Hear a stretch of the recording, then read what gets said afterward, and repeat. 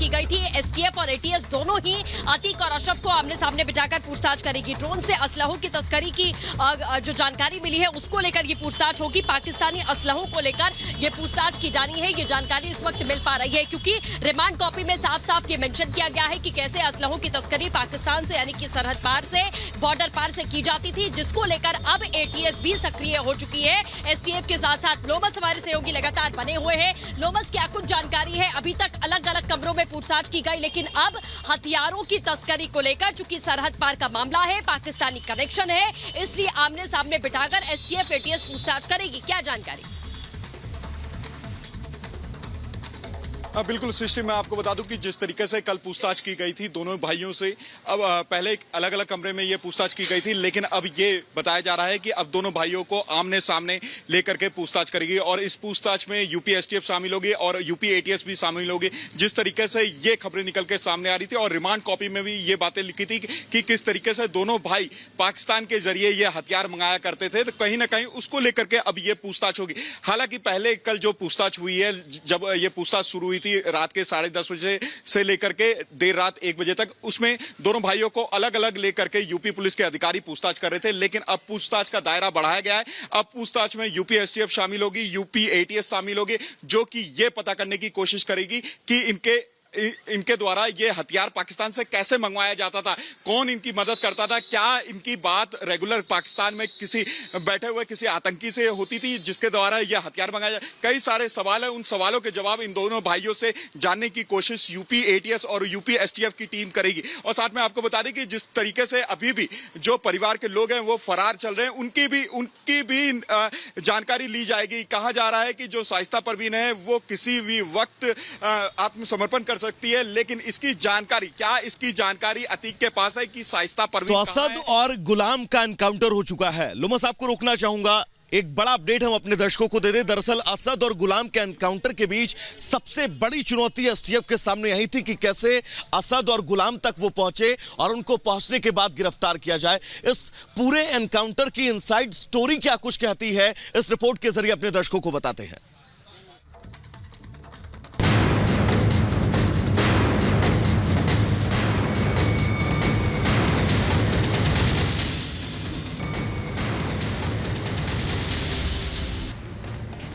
फरवरी को उमेश पाल की प्रयागराज में दिन दहाड़े हत्या कोई मामूली बात नहीं थी। जिस तरह से अतीक के बेटे असद समेत डॉन के गुर्गों ने एक गवाह पर हमला किया था, असल में वो पूरे आपराधिक न्याय प्रणाली के बेस पर प्रहार था। जिस गवाह को पुलिस की हाई सिक्योरिटी मिली हुई थी, उसका मर्डर यूपी पुलिस के लिए किसी चुनौती से कम नहीं था। इसीलिए लोगों में फिर से कानून व्यवस्था के प्रति विश्वास कायम करने के लिए माफिया राज का खात्मा ही एकमात्र विकल्प था। खुद यूपी एसटीएफ के एडीजी अमिताभ यश ने पूरे मसले पर रिपब्लिक भारत से खास बातचीत की। काफी मेहनत के बाद एसटीएफ की टीम ने फाइनली इनको ट्रैक डाउन करने में इनको सफलता प्राप्त हुई। हमें पहले से जानकारी थी कि इनके पास सोफिस्टिकेटेड वेपन्स हैं। एसटीएफ टीम पूरी तैयारी के साथ थी और झांसी में आज जो मुठभेड़ हुई है इसमें असद और गुलाम जो इस घटना के प्रमुख शूटर्स थे वो मारे गए हैं। इस घटना को पूरे देश ने लगभग लाइव देखा था क्योंकि सीसीटीवी फुटेजेस उपलब्ध थे और किस तरह से इस पूरे गैंग ने कार्रवाई की थी। ऐसे व्यक्ति को जो उनके खिलाफ गवाह था और उसको पुलिस की सिक्योरिटी प्राप्त थी, दो गनर्स थे, उसको तथा उसके दोनों गनर्स को मार दिया था। ऐसे व्यक्ति को पकड़ना बहुत आसान नहीं था, लेकिन फाइनली ट्रैक डाउन करके इनके साथ जो इनकाउंटर हुआ उसमें दोनों मारे गए।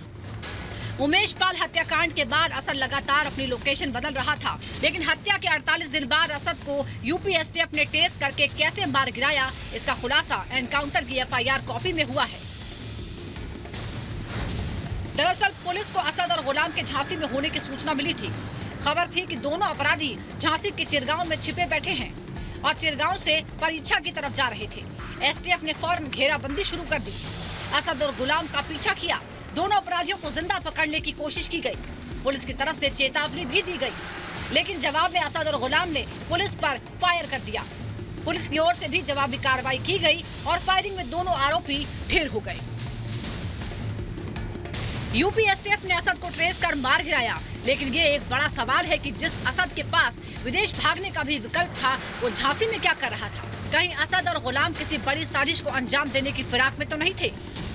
अतीक अहमद को उसी रास्ते से उसी इलाके से साबरमती से लाया गया था जो इन गैंग्स का मूवमेंट हो रहा था। इससे ऐसा अंदेशा जनरेट हुआ, ऐसा हम लोगों को शक हुआ, पुलिस को ने कंक्लूड किया कि ये कोई इंसिडेंट क्रिएट करने के फिराक में है।